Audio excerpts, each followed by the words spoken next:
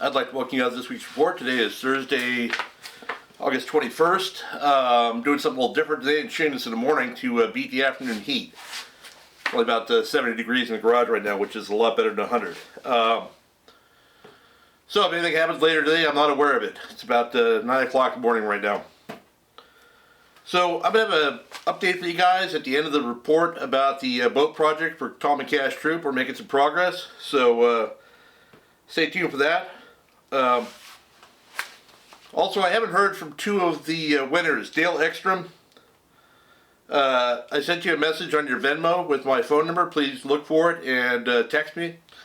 And also Jeff Tibbetts, I know you've commented a couple times, but I'm not sure if it's your wife's or your daughter's Venmo you use, but I sent a message on there as well. And if you're unable to find it, you can email me at my first initial last name, so elandisfind@gmail.com. And I'd like to be in touch, so get you guys your prizes. So anyway, we have good weather everywhere Friday and Saturday, today too, Thursday, but it's a little late to have that. Everything looks fishable. Come Sunday, we're going to have a little bit of breeze on the outside, but not a lot, but it might be, a little bumpy for skips if you go out behind Clemente or something like that looking for tuna. Alright, so let's head up to the Channel Islands. The fishing up there has been, I'm going to call it okay. They've been dealing with some weather. Not a lot of fishable days at Rosa or the west end of Santa Cruz, but there are halibut biting at Rosa. I know the Mirage was out the other day. They had 71 halibut for 21 guys. Nice grade of fish, pretty fantastic fishing. The Gray Light and the Aloha Spirit are beginning as well. It's not a barn burner for those guys. I don't know that they're going up to Rosa, but I think the Gray Light had 10 the other day. Other than that, it's mostly rockfish, bass, stuff like that. Just typical Channel Island stuff. So, much better weather up there this Friday and Saturday. So, we might see some improved counts. I'm not sure. But, yeah. And again, most everybody's fishing offshore these days, so I don't have a lot of other stuff to report on. But I'm going to skip Nick and SBI. It's been windy up there all week. It's going to be nicer now, but who knows what's going on. Clemente, there's still some yellows and seabass biting on the squid grounds. I know the Fury and also the Thunderbird have been on them. Should be a good weekend, or at least the next couple days, weather-wise, to go up there and catch those fish. Haven't heard anything from the bass guys at Clemente this week. It's been, I think over a week ago that I heard anything, but I might go check it out tomorrow and see what's happening up that way. Yeah, one of the things I'm noticing here doing this in the morning is that I'm really stumbling over my words here, so I apologize for that. Anyway, going into Cat, there's good fishing there. There's some nice yellows being caught. I know that Pursuit had some fish up to 30 pounds the other day. My friend Shannon, who runs Solutions, charter at Newport Beach, he's been fishing the backside for yellows, getting some nice ones as well. Vaughn Podmore, the fly fishing guide, he's been fishing the front, getting a mix of yellows, bass, barracuda, bonita, all that stuff. So if they'll bite the fly, they'll bite other stuff. I talked to Jimmy Decker. He was out yesterday with my friend Rob Cato. They fished the east end of Cat and then fished at the back. They had decent bass fishing, but once they got up towards Salter Verde, it was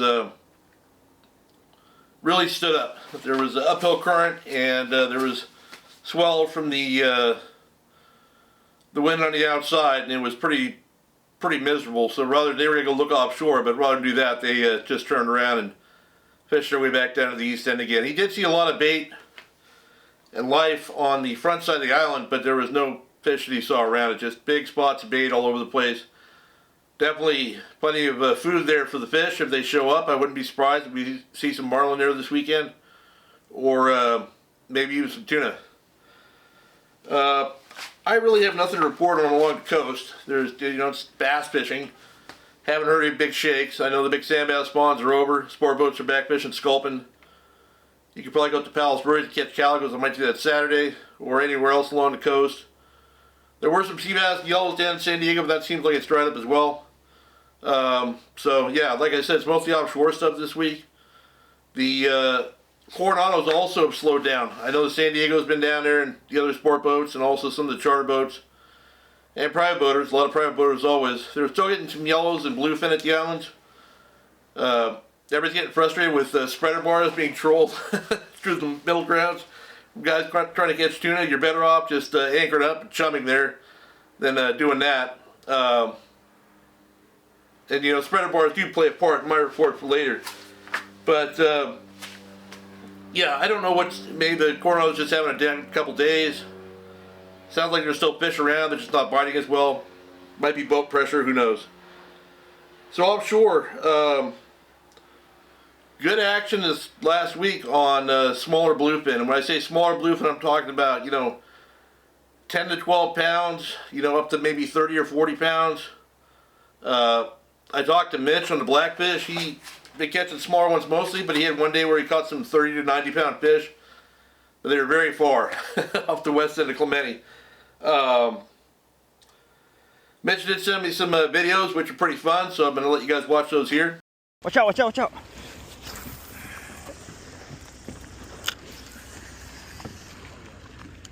Oh! You bitch! There he goes. Can you cast? Yeah. Cast this for me. I want to see what you got. If you don't backlash it, you can stay up here. Go ahead. Who hasn't wound on one? No, who hasn't? No, who hasn't? Yeah, you've gotten. Who hasn't wound on one? Get up here.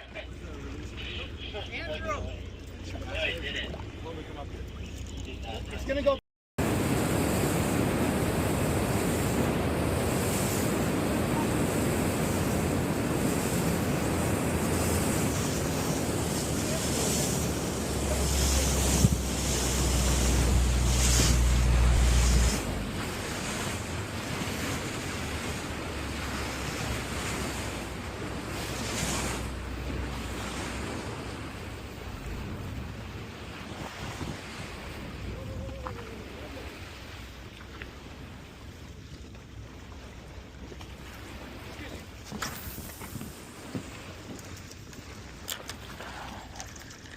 Oh, yes! Oh, you bastard! Oh, there he is. There he is. Oh, he boiled on it! Oh shit! Go, you have to go. I don't. Where? Oh, fuck! That was so sick! Now we got two, motherfucker! Don't cast up here! Don't cast, don't cast! We got two going, two for you guys to fight. Hold on, hold on.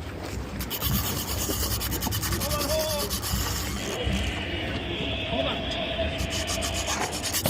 You're sorry, good. You're good. Sorry. You just fight the fish. All right. You want that one in? Here we go.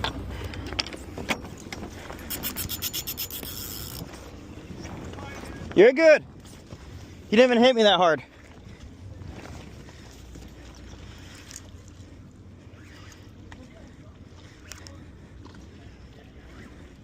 Here, you want to fight this? Just put it in your hip. In your hip. Okay. Not your dick. In your hip, right there. Stand up. Stand up all the way up in there. There you go.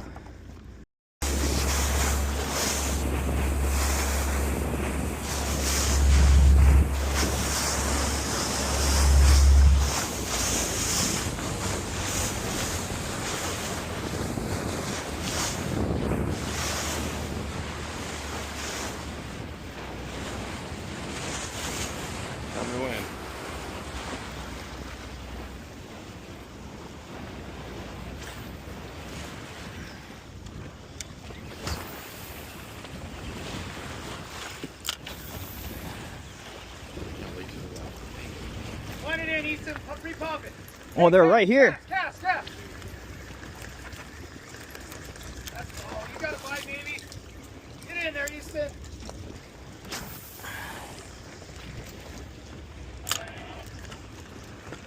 Oh. Got it. Okay, get up there. Somebody get in there, Rick. Do you want one? Sure. Here, take this. Give me that.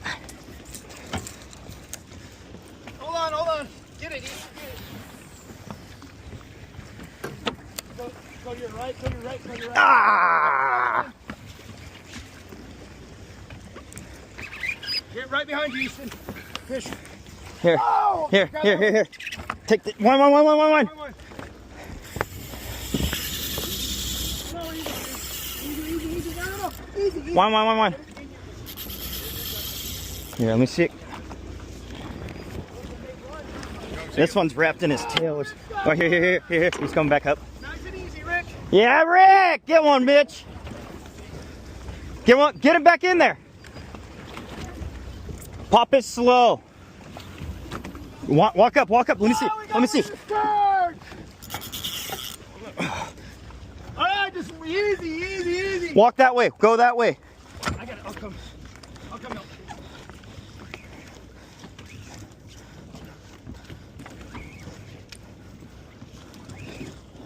Okay, Rick, come this way, kiddo. Let me see the rods. Hold on. Oh, you're left. Oh, it's jumping out of the water. Here you go.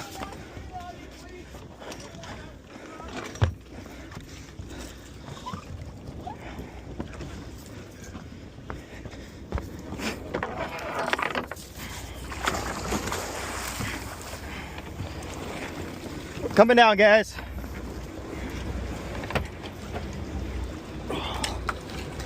Watch your feet. Okay, hold on. Please.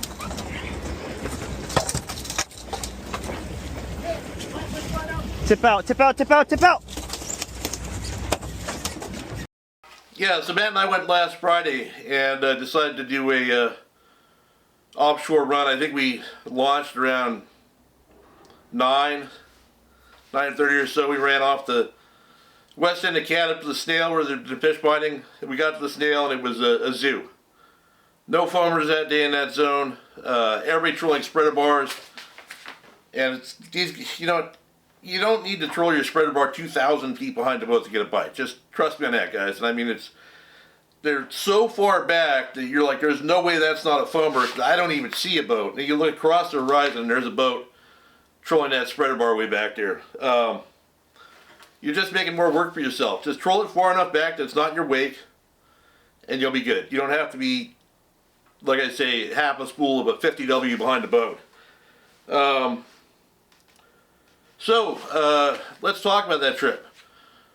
There were fish around. We found fish in several areas, actually. We had to drive away because and something else, I'm not going to complain about spreader bars here all day, but the problem with having 4 or 5 boats in an area trolling spreader bars that far back is that if you see life, you can't get to it without running over someone's line.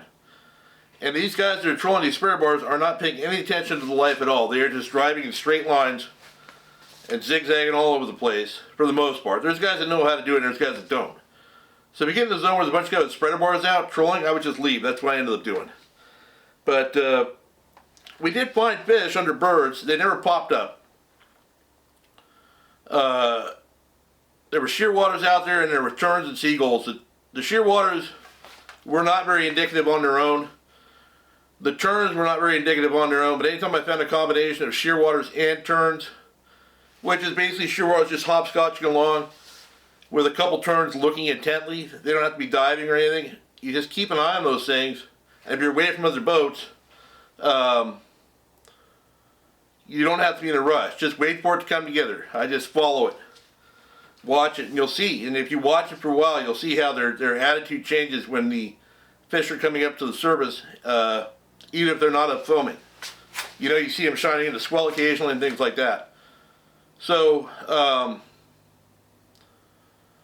we started fishing those spots with poppers. Matt was fishing a clear choice popper, and I don't even think I made any casts. I maybe made 1 or 2 casts the whole day, but when we first found fish, he was fishing the popper, and he had 3 blow-ups and none of them stuck. And what it was, he was fishing it too fast. They wanted it really slow, especially when they're not foaming like that. So that's a swipe, pause, swipe, pause, instead of pop, pop, pop like you would do in a foamer.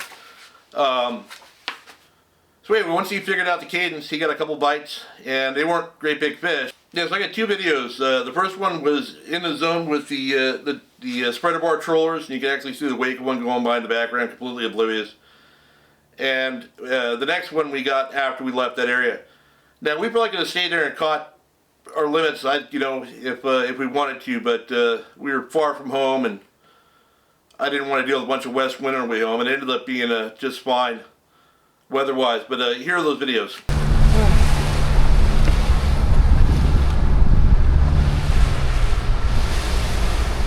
About 3 or 4 fish, bro.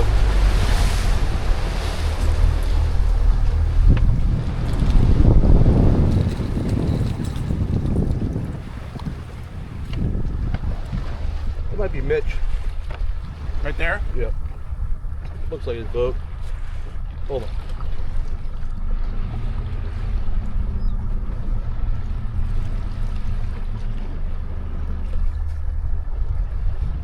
There you go. Yeah. Acting very fishy right there.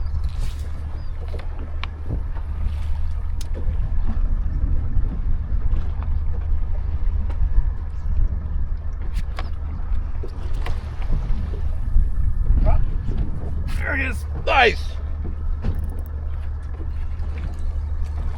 What? I catch up to him. Yeah, I'm trying to.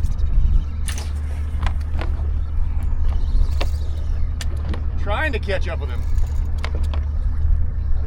Oh, suddenly the popper was gone.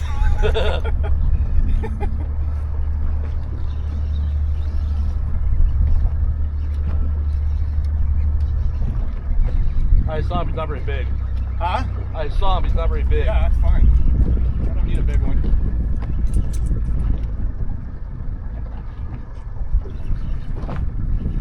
Alright. Get the hook ready.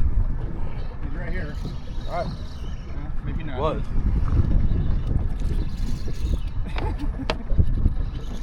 Good times. Oh, yes.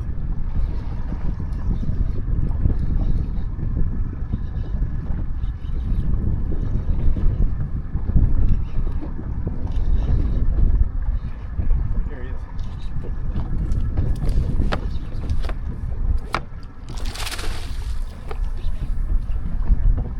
You didn't take any line. Thank you.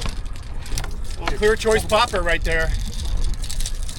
Uncle Jerry. Uncle Jerry's Mussel Farm.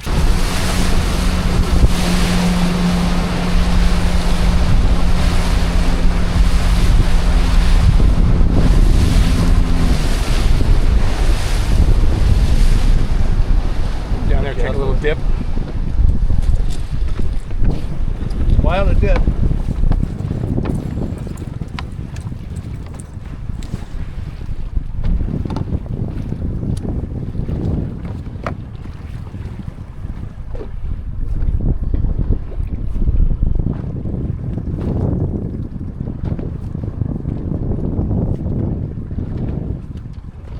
Doing under the boat. 60 feet down though. I need to tune out my popper. Coming up. Can I hold it right here? Up? Can I hold the popper right here? Yeah. Come get it.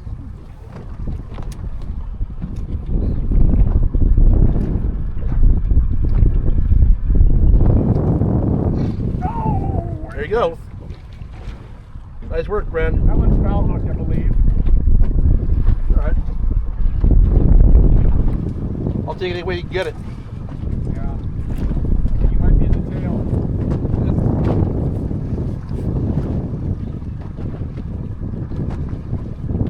Not taking any line yet. No, he's in the mouth. Right here. Stand by and stand down. Not an inch of line. There you go. Foul hooked right in the mouth. Another one on a clear choice. There you go. He ate the shit out of that. Yeah, you did. Yeah, so it just shows you, just because they're not foaming, you can still catch something if you put your mind to it and you find an area that has some signs of life. And you can just put into work. And a good indicator is if you pull up on a spot like that, even if you don't see any fish, look on your meter. You'll meter fish, 20 to 60 feet down. There were no big schools where we were, but you can still catch fish. Nighttime bite is still happening. It's been stuff's moved around the last week here. I know a lot of it's gone down south, down towards outside the corner in the butterfly net area for the sport boats. They were out behind Clemente before, but they're still getting some nice fish. My friend Kim got this 190 pounder. I think it was on a lady angler's trip. There's a lot of other ladies holding up nice tuna. So if you want to go do that nighttime jigging, it's still available. Again, it's not for me, and it's you're gonna have to go on a 1.5 day plus trip to do it because it's far. So I want to talk a little bit about poppers. I mentioned that Matt was fishing that clear choice popper, and you saw the size of the fish we caught were not very big. So when you're targeting those smaller fish, a lot of times it's better to have something that's even a little bit smaller than one of those poppers to get bit. And you can also cast something smaller and lighter tackle. If you're fishing a 150 or 170 size popper, you're pretty much going to be locked into a heavier bass rod and reel, which works fun. But if you want to be a little bit more sporting, you can downsize your gear and throw a smaller popper. And popper that's worked real well for me over the last few years is this Yozuri Hydro popper. I think it's a 130 size. Oops. I think it's a 130 size. They come in a bunch of different colors. The red mouth, the back. So the thing about poppers is, this side, the anglers bite on, because the fish never see it. All the fish see is this side.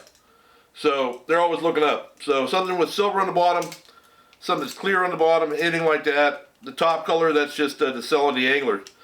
So don't worry if you don't have a specific color, as long as the bottom is silver or clear. This lure here is real easy to cast. You can cast on a light bass rod, and it makes a good pop. Sits well in the water. My nice yellowfin I got last year was on probably on this lure right here. But so if you don't want to spend a bunch of money on a popper, you can pick up one of these Yozuris. They're a lot less expensive than most of the other ones, and they have very good hardware for the grade of fish you can be targeting with them. Would I want to catch 200 pounder? This probably not, but I wouldn't be throwing something like this anyway. Actually, I wouldn't be throwing anything, but just something to keep in mind. Great little bait. So on to the boat project. Tom Troop dropped the boat off on Friday to Seal Beach Boat Works, and he made a little video when he was dropping it off. I'm sorry that it's kind of a small size video, so it may not fill the screen. But here's Tom.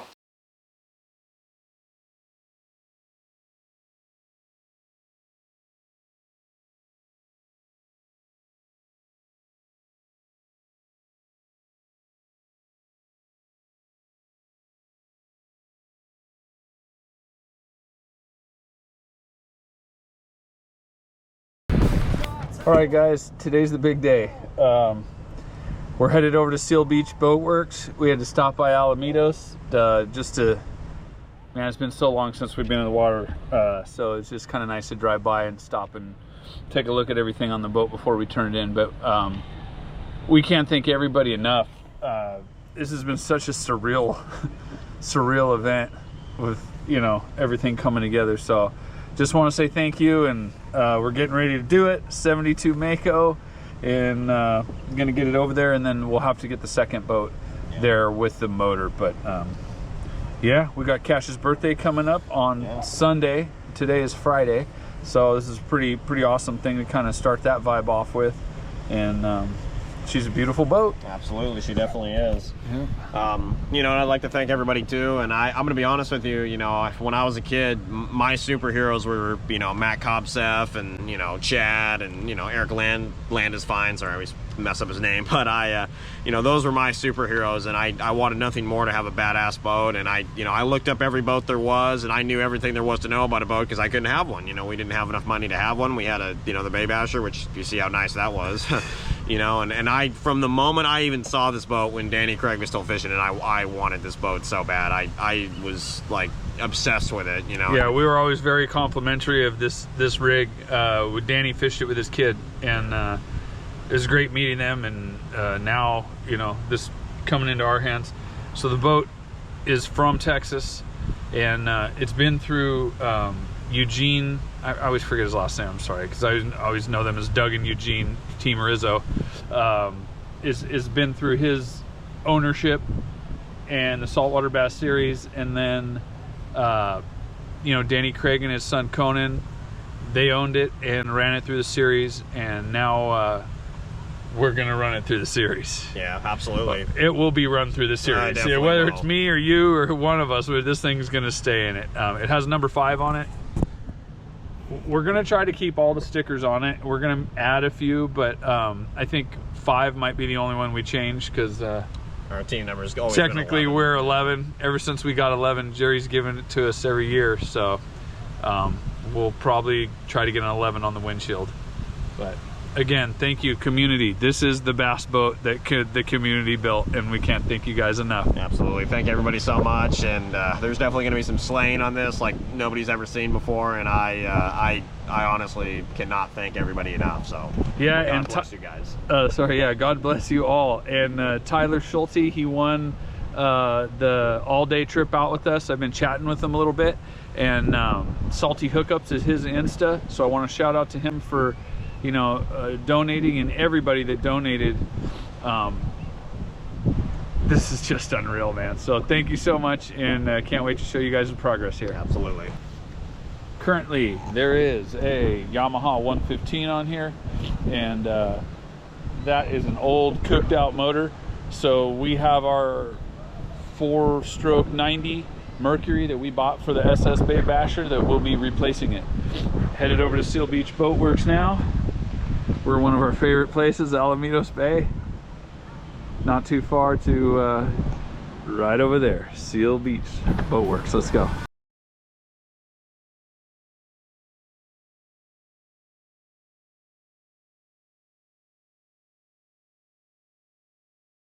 And finally, in the spirit of paying forward, you know, I had an offer from someone named Adam Larson to donate a trolling motor to the auction or the raffle for Tom and Cash, and we were already pretty much set, so I told him we didn't need it. But so later, actually a couple days ago, Tom Troop was talking to Danny Craig, who donated that Mako hull to Tom. And Danny was remarking that his trolling motor that he had on the Mako was too short for his new boat. So Tom reached out to Adam to see if he could buy that trolling motor to give to Danny Craig as a present for giving him that hull. And Adam said no. He gave it to Danny for free. So you know, it's another situation to pay it forward, and it just keeps growing. And if you guys have any ideas on how we can help somebody out, or nice things that we can do as a group just to help out whatever, we should definitely let me know, and we'll do that, because I'm digging all the positive vibes that are happening. And yeah, so I guess that's about it. I don't know how long or short this video is going to end up being here with the videos, but not a whole lot to tell you, but that's about it. So I hope you guys have a great weekend, and good luck if you fish.